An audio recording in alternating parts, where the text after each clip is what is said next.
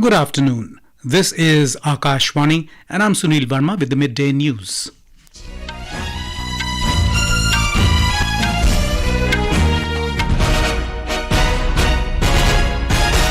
The headlines. Prime Minister Narendra Modi to spearhead election campaign in Secunderabad this evening. In Madhya Pradesh, BJP to release manifesto this afternoon. Enforcement Directorate arrests RJD Chief's associate Amit Katyal in alleged land for jobs scam case. Government advises against calls threatening disconnection of mobile services. A song on Millets featuring Prime Minister Narendra Modi gets nominated for Grammy Award. And in ICC Cricket World Cup, match between Bangladesh and Australia underway. In the second match between England and Pakistan, England won the toss and opted to bat.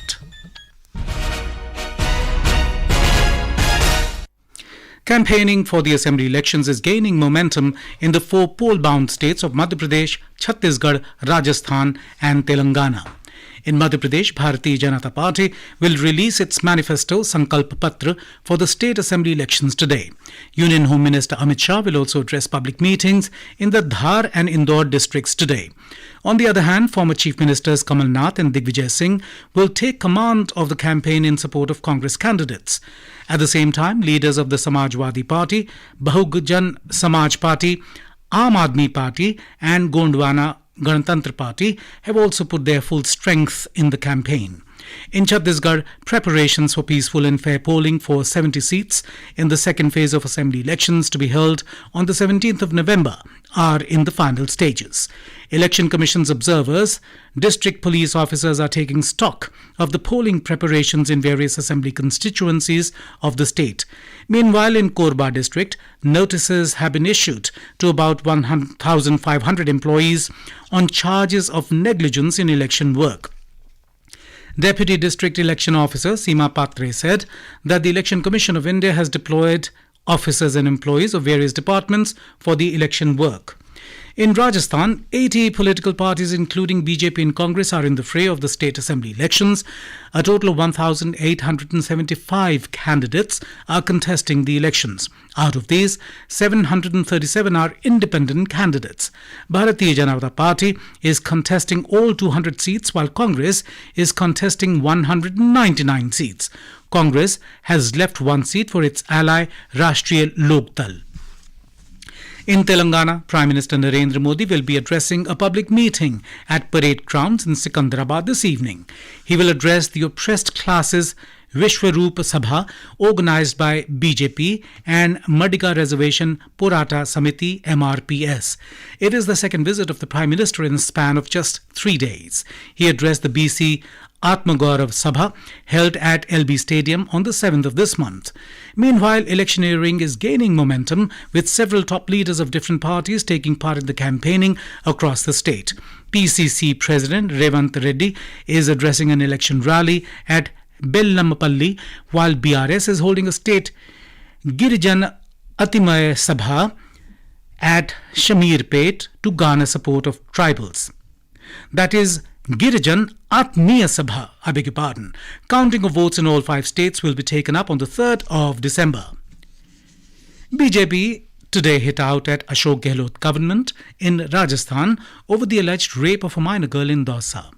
Briefing media in New Delhi, party spokesperson Shehzad Poonawala said the incident has shamed not just Rajasthan but the entire India and humanity. Mr. Poonawala alleged that in Rajasthan, women are continuously being subjected to atrocities and rapes. He said 22% of all such cases taking place in the country are from Rajasthan alone. The Enforcement Directorate ED has arrested Amit Katyal, promoter of AK Infosystems, in the alleged land for jobs scams case. Katyal is an alleged associate of RJD Chief Lalu Prasad and his son and Bihar Deputy Chief Minister Tejasvi Yadav, who are accused in the money laundering and alleged land for jobs scam. Sources said that Katyal had evaded the ED's summons for 2 months and was detained yesterday, and after questioning he was arrested by the agency. The case revolves around the time when Lalu Prasad served as the railway minister in the UPA 1 government. Allegedly, from 2004 to 2009, individuals are appointed for Group T positions in different zones of the Indian Railways. In return, they purportedly transferred their land to Prasad's family and AK Infosystems Private Limited. The government has advised everyone not to share any personal information if receiving calls threatening disconnection. Department of Telecommunications yesterday issued a public advisory on malicious calls. It said the department does not communicate disconnection warnings through phone calls, and any such call should be treated as suspicious. The Department of Telecommunications is the nodal agency for formulating policies and regulatory frameworks for the telecommunications sector in the country.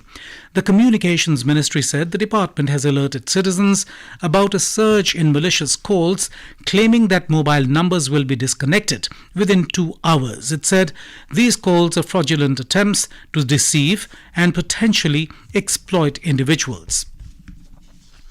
External Affairs Minister Dr. S. Jaishankar will be on a 5-day official visit to the United Kingdom from today. During the visit, Dr. Jaishankar will be holding discussions with his counterpart, Foreign Secretary Sir James Cleverly, and will meet several other dignitaries. The Ministry of External Affairs said India and the UK have a growing bilateral partnership. Both countries share a warm and thriving relationship. The India-UK Comprehensive Strategic Partnership was launched in 2021 along with the India-UK Roadmap 2030. The roadmap is a commitment to a partnership that delivers for both countries. The ministry said Dr. Jaishankar's visit will give a new impetus to the friendly ties between the two countries. In the latest update of violence-hit West Asia, Israel and Hamas are currently negotiating 2 hostage release proposals, one involving a small number of people to be released and the other involving the release of 100 or more civilians held in Gaza, reported US media. As the Israel-Hamas war has entered day 36, Israel is facing mounting international pressure, including from its main ally, the United States, to do more to protect Palestinian civilians in Gaza, as the death toll has risen amid fighting between Israeli forces and Hamas militants. This is Akashwani giving you the news. For quick news updates round the clock, follow us on our Twitter handle at AIR News Alerts. A song on millets featuring Prime Minister Narendra Modi has been nominated for a Grammy Award in the Best Global Music Performance category. The song highlights the health benefits and the government's efforts to promote the nutritious cereal. The song, Abundance in Millets, celebrates the International Year of the Millets, which was declared by the United Nations this year. It is composed by Mumbai-born singer-songwriter Phalguni Shah and her husband and singer Gaurav Shah. The track features parts of a speech rendered by Prime Minister Modi at the inauguration of the Global Millets Shri Anna Conference in March this year in New Delhi. The Abundance in Millets was released in June this year, marking the celebration of the International Year of Millets 2023.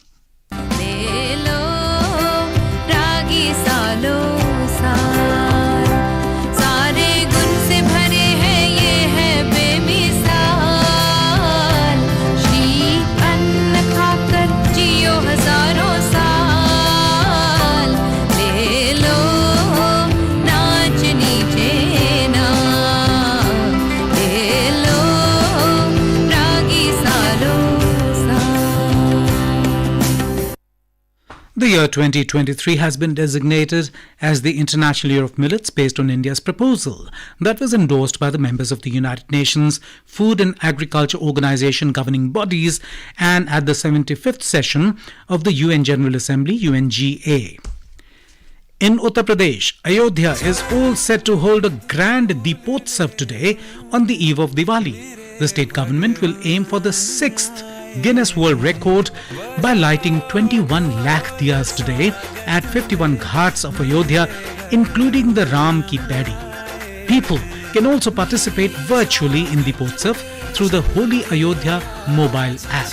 Governor Anandiben Patel, CM Yogi Adityanath, Both the Deputy CM and several other cabinet ministers will grace the event. As part of the celebration, Shri Ram Janmabhoomi Path is also being decorated with different types of flowers.